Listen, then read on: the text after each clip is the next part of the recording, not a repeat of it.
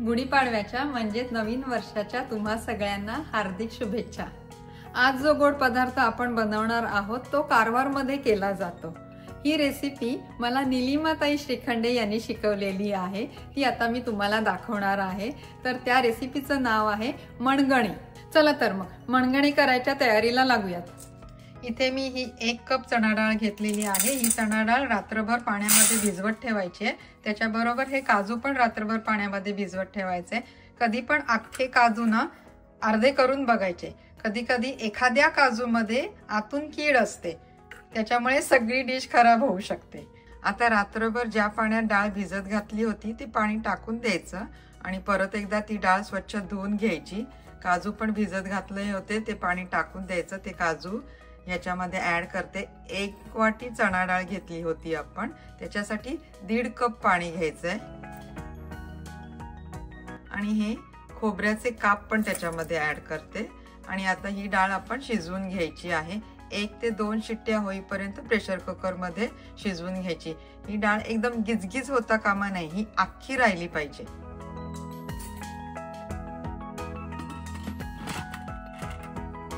मी ही इन्स्टापॉट मध्ये शिजवून घेते। प्रेशर कुकरला 4 मिनिटांसाठी लावून देते। आता जेव्हा कोणत्याही डाळी आपण वापरतो ना तर त्या रात्रभर भिजत ठेवायच्या। भिजत ठेवल्यामुळे काय होतं तर त्या पचायला हलक्या होतात। पचायला हलक्या होतात म्हणजे काय होतं तर आपण आपल्या पचन संस्थेवरचा भार जरा कमी करतो। म्हणून डाळी ह्या नेहमी रात्रभर भिजवत ठेवायच्या, नाहीतर निदान 4-5 तास तरी भिजवत ठेवायच्या।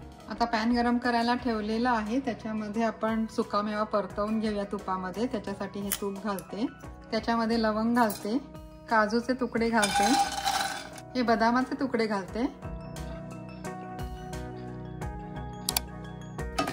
हलवून घेते। आता पिस्त्याचे तुकडे घालते, परत एकदा हलवून घेते। आता बेदाणे घालते। शक्यतो हे सगळं तुपावरती मंद आचेवरच भाजून घ्यायचं। हे बघा आता हे काजू ब्राऊन झालेले दिसत आहेत, त्यामुळे आता गॅस बंद करते। आता मी हे भांड गरम करायला ठेवलेले आहे, त्याच्यामध्ये नारळाचं दूध घालायचं। इकडे मी अनस्वीटन्ड कोकोनट मिल्क घेतलेलं आहे। जर घरी ओल्या नारळाचं दूध काढलं तर अगदी उत्तम। तर आता ते गरम करायला ठेवते आधी। हे 400 ml चं कॅन आहे, म्हणजे 1.25 कप। आता त्याच्यामध्ये 1 कप कोकोनट पाम जागरी घालते।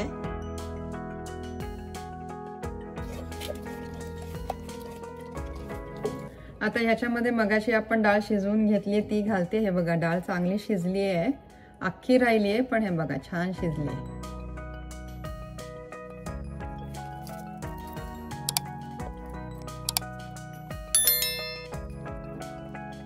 आता याच्यामध्ये ना अख्खं जायफळ पिसून घालायचं, मस्त वास येतो।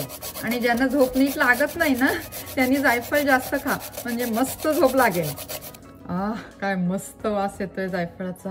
आता ह्याला चांगली उकळी येऊ देत। आता ह्याच्यामध्ये मी तूप घालते, वरून खाताना तूप घातलं तरी चालेल। चणा डाळीमुळे ना पोटामध्ये गॅस होतो, तूप घातल्यामुळे ती मग चणा डाळ आपल्याला बाधत नाही। हे बघा ह्याला छान उकळी आली आहे, आता गॅस बंद करते।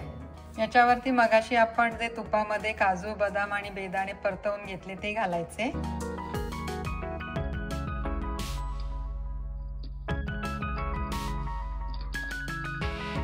हे मणगणे थंड झालं ना की जरा घट्ट होतात। चला तर हे झाले आपले मणगणे तयार।